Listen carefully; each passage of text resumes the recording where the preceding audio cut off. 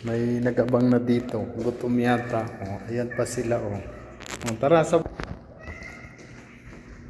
Lika sa baba. Come here. Ang nagpapakain sa mga to, yung Indian. May Indian na nagpapakain din eh. Kasi nasa rooftop yung iba. Pinibigyan nila ng pagkain. Kaya malambing to. Oh, sana ito siya. May naalagaan.